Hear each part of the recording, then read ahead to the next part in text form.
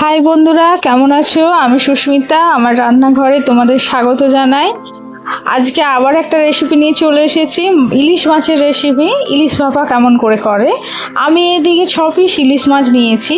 আর উপকরণগুলো দেখে নাও। আমি এখানে নুন নিয়েছি 1 চামচ, 3টে চেরা কাঁচা লঙ্কা নিয়েছি, হাফ চামচ হচ্ছে লঙ্কা গুঁড়ো নিয়েছি, আর হাফ চামচ হলুদ গুঁড়ো।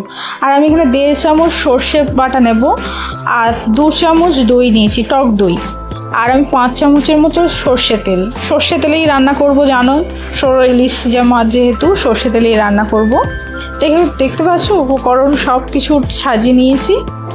এবার কি করব, আমি মাছগুলোতে ভালো করে হলুদ আর লঙ্কা গুঁড়ো মাখিয়ে নেব। এটা ম্যারিনেট করে রাখবো, তাই সব কিছুই মাখাবো। একে একে দেখতে থাকো কী কী মাখাচ্ছি।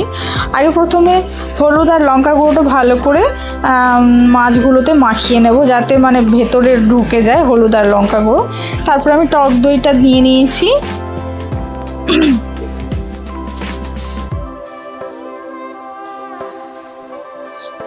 ভালো করে এগুলো মাখিয়ে নিচ্ছি। তারপরে আমি এখানে 2 চামচ 1.5 চামচ নিয়েছি, 1.5 চামচ সর্ষে বাটা নিয়েছি। তোমরা কিন্তু ঝালটা দেখে নেবে, তোমরা যে যেমন ঝাল খাও সেরকম নেবে। আমি এখানে 2 চামচ তেল নিলাম, সর্ষের তেল, আর বললাম হাফ চামচের মতো 1 চামচের মতো নুন নিয়েছি।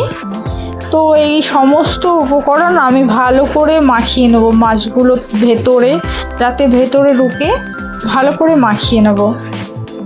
তারপরে কি করব, 10 মিনিট রেখে দেব। 10 মিনিট রাখার পরে 10 মিনিট পর দেখুন এবার চলে এসেছি। আমি এবার গ্যাসটা অন করে নেব। তো এই রান্নাটা পুরো মানে একদম কম আঁচে হবে। তো আমি এরকম একটা কড়াই নিয়ে নিয়েছি। কড়াইটা এবার গরম হতে দেব। দেখতে পাচ্ছ জল ছিল, কড়াইটা গরম হয়ে গেছে। এবার আমি 1 চামচ মতো তেল নিয়ে নিয়েছি, সর্ষের তেল। তো না তেল নিলে ডাইরেক্ট যদি আমি মাছটা দিতাম তাহলে লেগে যেতে পারে, তো তাই আমি তেল নিয়ে নিয়েছি। সেই তেলে আমি 3টে চেরা কাঁচা লঙ্কা নিয়ে নিয়েছি। কাঁচা লঙ্কাটা দেখো ভাজা হয়ে গেছে। এবার আমি মাছগুলো দিয়ে দেব। এখানে কিন্তু গ্যাসটা একদম লো ফ্লেমে করবেন, না হলে লেগে যেতে পারে মাছটা কড়াইতে। তো আমি দিয়ে দিয়েছি সব মাছগুলো। এবার ওই বাটি ধুয়ে আমি এক কাপ মতো, ছোটো কাপে 1 কাপ মতো আমি জল দিয়ে দিয়েছি।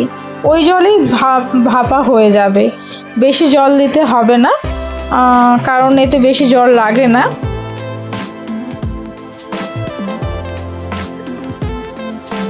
এবার আমি ঢাকা চাপা দিয়ে দেব। 10 মিনিটের জন্য আমি ঢাকা চাপা দেব, দিয়ে রান্না হতে দেব। আর গ্যাসের ফ্লেমটা একদম কমিয়ে দেব। দেখতে পাচ্ছ বন্ধুরা ফুটে গেছে, মাছটা দেখে ফুটছে। ঢাকা চাপা দিয়ে দিয়েছি। তো আমি 10 মিনিট পরে চলে এসেছি। এবার মাছটাকে উল্টে নেব। এখানে কিন্তু মাছটা বন্ধুরা মনে রাখবেন, মাছটা একদম হালকাভাবে আস্তেভাবে উল্টাবেন, নাহলে ভেঙে যেতে পারে। আমি তাড়াহুড়ো করতে গিয়ে একটা মাছ ভেঙে ফেলেছি, তো তোমরা সাবধানে করবে। তারপরে আমি আবার ঢাকা চাপা দেব। ঢাকা চাপা দিয়ে 3 মিনিট মতো রান্না করব। দেখতে পাচ্ছ মাছটা আমার হয়েই গেছে। 3 মিনিট পরে দেখো মাছটা হয়ে গেছে। আমি এবার 1 চামচ মতো সর্ষের তেল দিয়ে নামিয়ে নেব। দেখতে পাচ্ছ বন্ধুরা কত সুন্দর লাগছে। এইভাবে বাড়িতে রান্না করে দেখবেন, তাহলে বুঝতে পারবেন কতটা সুন্দর হয়েছে। তো গরম ভাতে খাবেন, জাস্ট ওয়াও। তো ভালো লাগলে অবশ্যই লাইক, কমেন্ট, সাবস্ক্রাইব এবং শেয়ার করে দিন। আর বেল আইকনটা কিন্তু টিপবেন আমার পরবর্তী ভিডিওটা দেখার জন্য। নমস্কার, ভালো থাকবেন, সুস্থ থাকবেন।